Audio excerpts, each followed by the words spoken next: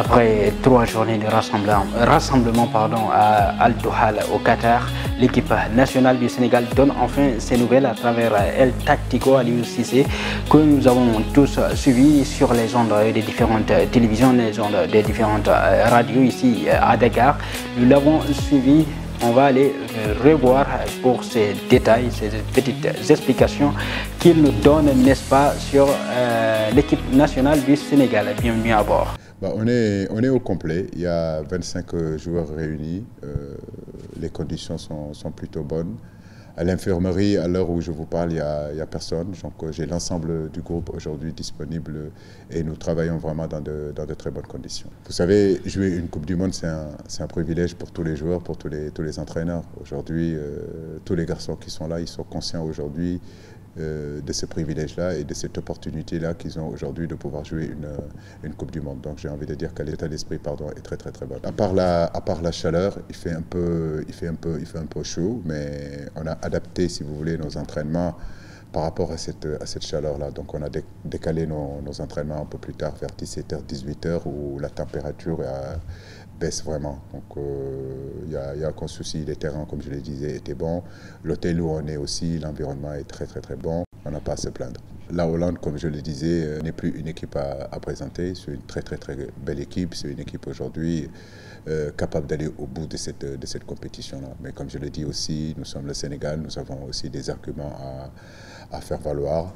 C'est à nous de nous concentrer et justement essayer de donner la meilleure réplique face à cette équipe hollandaise. Qu'un match ne sera facile, on est à la Coupe du Monde. Et comme je le dis, la Coupe du Monde, c'est vraiment le Graal du football. Tous les meilleurs joueurs sont là, toutes les grandes équipes sont là, les grands techniciens sont là et croyez-moi, ça sera une belle compétition. Alors nous revenons ici sur ce plateau.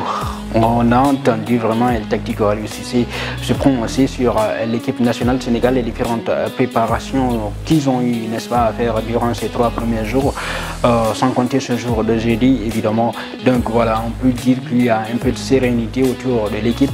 Même s'ils n'ont pas encore ce Sadio Mané, on espère franchement que ça puisse galvaniser les autres jeunes, notamment Ismaïla Sarr sur le côté, n'est-ce pas, du côté gauche, où ça doit vraiment nous inquiéter avec cette équipe nationale. On a entendu vraiment Virgil van Dijk parler de Sadio Mané et tout le monde vraiment commence à prendre conscience que cette équipe nationale du Sénégal est un véritable client vraiment cette Coupe du Monde Qatar 2022. Donc voilà, il faut se prendre vraiment au sérieux. Bon, à l'allure au bon, on peut se dire que Sadio Mané pourrait véritablement manquer cette première rencontre avec les Pays-Bas. Donc, mais on ne peut pas se lirer, on ne peut pas baisser les bras, voilà. En quelque sorte, c'est ça le truc. On a vu aussi qu'il n'y a pas assez d'engouement dans les rues de Dakar, en période vraiment de cette Coupe du Monde. Aujourd'hui, on peut se dire qu'on est à J-3, n'est-ce pas, de l'ouverture du match d'ouverture de la Coupe du Monde Qatar 2022 et J-4 avant vraiment le Sénégal-Pays-Bas. Mais vraiment, franchement, pas de beaucoup d'engouement. Mais il faut que ça puisse aller. On ne peut pas se dire que, bon, en fait, on n'a pas notre star. C'est vrai, évidemment, Sadio Mané à lui seul constitue vraiment l'ossature de cette équipe nationale du Sénégal. Mais on ne peut pas se dire, on peut pas se permettre, n'est-ce pas, de perdre vraiment, de baisser les bras. On a 25 combattants vraiment du côté du Qatar. Et Sadio Mané ira, Inch'Allah. Il ira, s'il ne vient pas, Inch'Allah, ce week-end, il pourra aller comme lundi prochain. À partir de lundi prochain, il pourra quitter l'Allemagne pour rejoindre le groupe Qatar, ne serait-ce que pour rester à côté d'eux, pour espérer, pour voir comment les galvaniser, mettre vraiment en cœur de lion vraiment dans cet esprit, dans cette équipe nationale, dans les vestiaires. On le sait déjà, il y a des gens qui peuvent, n'est-ce pas, le faire là-bas au niveau de l'équipe nationale, la délégation du ministère des Sports et la délégation de la Fédération sénégalaise de football, sans compter les membres techniques et le staff d'Aliou Cissé. Ils peuvent le faire, mais en présence de Sadio Mané, ça va être encore un plus, évidemment. Donc il ne faut pas, il faut que ça puisse continuer comme ça, il faut que qu'il y ait de la cohésion au niveau de cette équipe nationale. Aujourd'hui, l'équipe est très attendue, mais si on doit aller vraiment sur le fond, en tout cas, nous, supporters derrière, nous fans de cette équipe nationale et toute l'Afrique derrière cette équipe nationale, on veut vraiment qu'il y ait vraiment 11 titulaires franchement lors de cette équipe, lors de ce premier match des Lions. Un 11 qui soit vraiment compétitif, un homme qui soit vraiment des lions, en fait, des véritables lions qui vont aller défendre les couleurs non seulement de l'équipe nationale, les couleurs du Sénégal. Et puis voilà, toute l'Afrique est derrière, il faut qu'ils sachent effectivement que ça. Et la CAF aussi, on peut se dire, même la CAF est derrière, parce qu'en fait, c'est l'équipe détentrice, n'est-ce pas, de cette Coupe d'Afrique des Nations. On se doit d'être derrière cette équipe nationale, franchement. Donc voilà, en quelque chose, on peut dire à l'UCC, bon, on le sait dans ce soir, mais s'il faut vraiment aller pour essayer, espérer contrarier, il faut aller choisir, n'est-ce pas, les joueurs compétitifs, franchement, qui soient, bon, moi, sérieusement, bon, si on me demande c'est quoi, qui est-ce que je veux placer vraiment mon classement pour ce premier match, je peux dire que, en fait, actuellement, Sénégal, il est en forme, d'accord. Mais je préfère encore prendre un Edouard Mendy et le placer dans les buts. Voilà, en quelque sorte. Je vais évoluer d'abord, je peux dire que je veux évoluer dans un premier temps en un 4-3-3. Dans un premier temps, bien évidemment, parce qu'après tout, ça peut changer au cours du match. Ça va dépendre aussi de l'équipe adverse, comment est-ce qu'ils évoluent.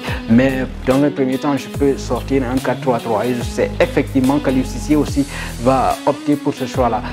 Je vais mettre un Edouard Mendy dans les buts, dans la charnière de la défense, je peux mettre un Khalidou Koulibaly et un Abdou Diallo excentré côté droit bien évidemment, et je peux sur le côté gauche un choix entre Ismaël Jacobs et Fodé Ballo-Touré. Bon, en fait, quelque chose, je peux prendre Fodé Ballo-Touré pour, bon, en fait, parce que pourquoi? Dans le premier temps, je vais choisir Fodé Ballo-Touré. Il faut rappeler aussi qu'on a 5 changements vraiment on a un choix. On peut faire jusqu'à 5 changements durant cette Coupe du Monde. Là aussi, c'est l'innovation durant cette Coupe du Monde. Donc, je peux mettre un Fodé Ballo-Touré dans un premier temps sur le côté gauche, et sur le côté droit, à qui je vais le confier, je vais mettre Youssouf Sabaly sans hésiter. Et voilà, au niveau du milieu de terrain, je peux avoir franchement un Nampalys Mendy qui va, n'est-ce pas, charger la défense derrière et s'occuper de la récupération et être vraiment ce ministre franchement exceptionnel de l'intérieur qui va gérer un tout petit peu le rond central du milieu de terrain. Et puis voilà, je vais l'accompagner avec l'expérimenté, quand même le plus capé en équipe nationale du Sénégal actuellement avec ses 95 sélections, Idrissa Gana Gueye. Bien évidemment, je veux parler de lui, je veux le mettre comme en tant que relayeur.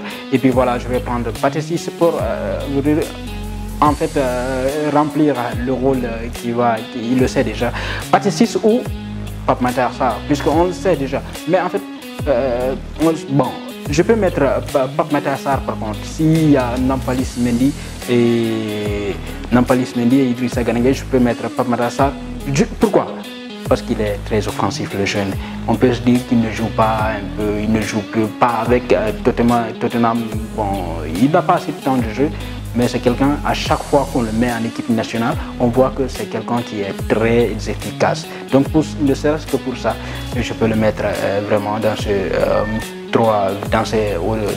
milieu de terrain. Et si je viens au niveau de l'attaque, dans un premier temps, je rappelle encore une fois, j'ai la possibilité de faire 5 changements durant la rencontre. Je ne vais même pas hésiter, je vais mettre Krépin Diatta à la place de Sadio Mané si Sadio Mané n'arrive jamais à jouer durant cette première rencontre.